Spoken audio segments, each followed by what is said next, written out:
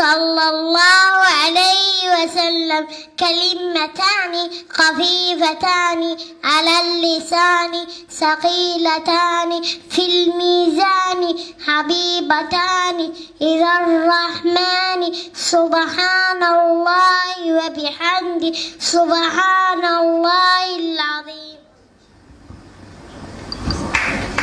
حديثكاas micnihiisa waxaa waay laba kelmadood oo carabka ku fudud miisaanka uu culus yahay oo Allah uu jecel yahay waa subxaana allahi wabixamdi subxaana allahi alcadiim. qaala rasuulullaahi sala allahu calayhi wasalam min xusni lislaami almar'i tarkuhu maa laa yacni.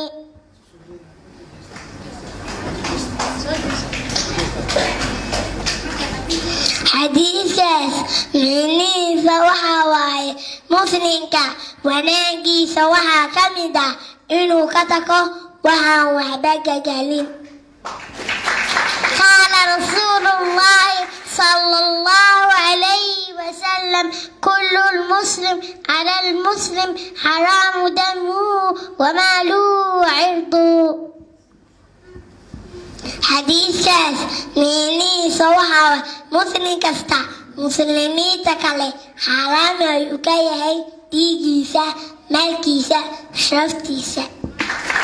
qaala rasuulullaahi sala allahu calayhi wasalam laa yadkhulu ljanna qaadicu raxiim.